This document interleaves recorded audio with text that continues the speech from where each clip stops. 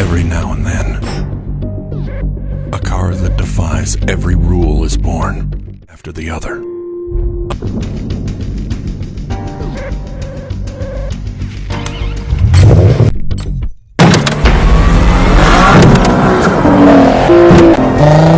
Violent become one.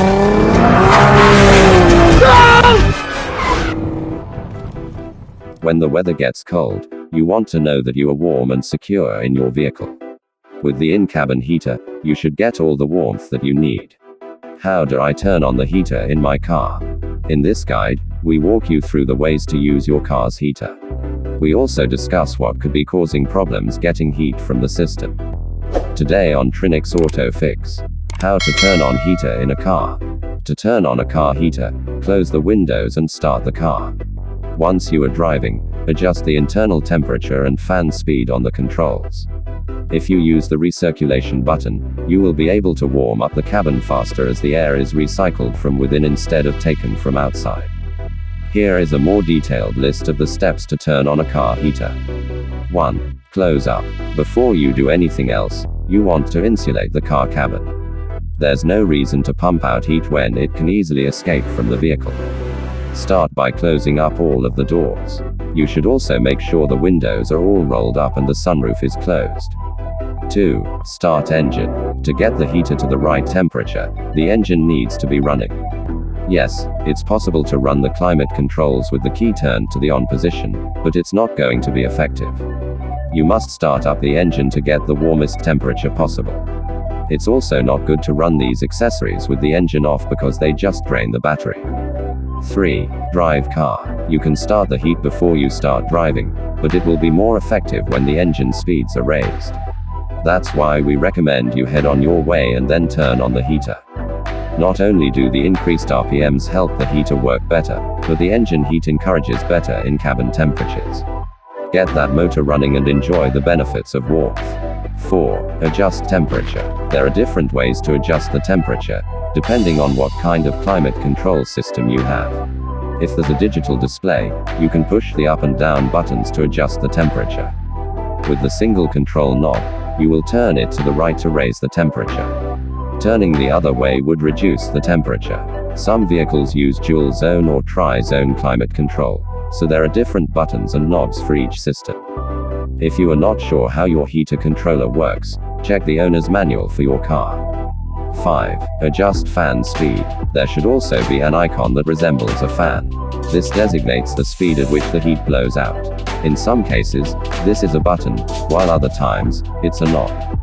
If you want the heat to blow fast, you will turn the fan up. Otherwise, you can turn it down to throttle it back. 6. Use recirculation. There's a recirculation button that you also want to push. With this setting, the heat will be more efficient and warmer. During normal operations, the car uses the cold air from outside and warms it before blowing it into the cabin.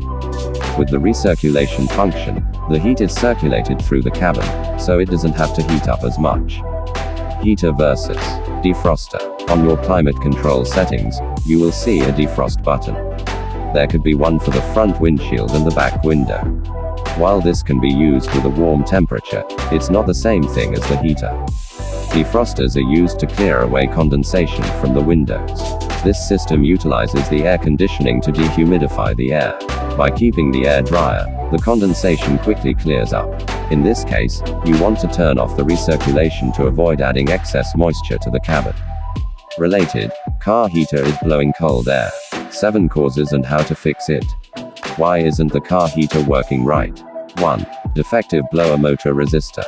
Are you able to get any air out of the vents? If not, you might be looking at an issue with the blower motor resistor. However, this part can malfunction and lead to issues with just certain speeds as well. If you can get some heat with various settings but not others, this is worth looking into. 2. Malfunctioning heater fan. Another issue that can cause air not to blow correctly into the cabin is the defective heater fan. The fan is needed to circulate the heat that comes from the system.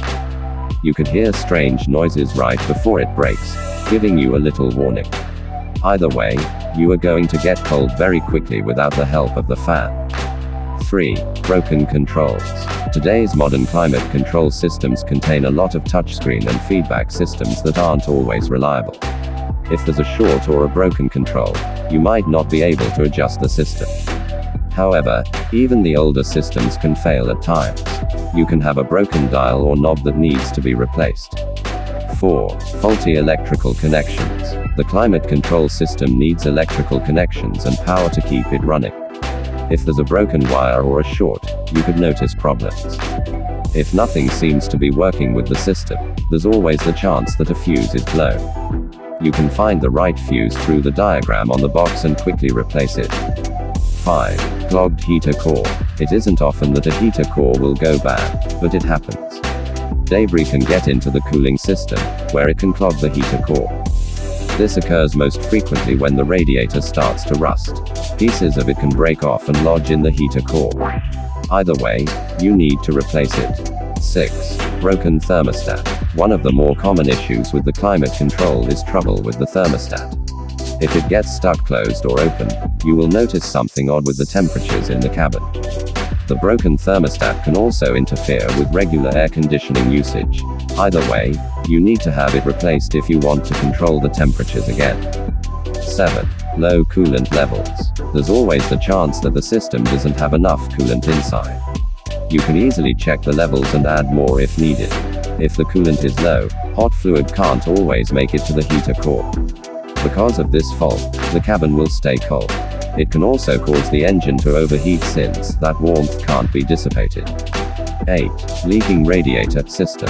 What is causing the coolant to be low?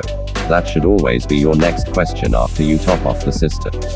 There should be no reason to add coolant to a properly functioning cooling system, as it should retain the proper amount of fluid.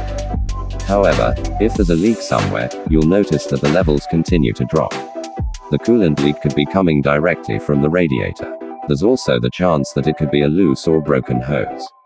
Either way, if coolant can reach the heater core or engine, the problem can lead to permanent damage. Thanks for watching. Catch you guys later. Bye for now.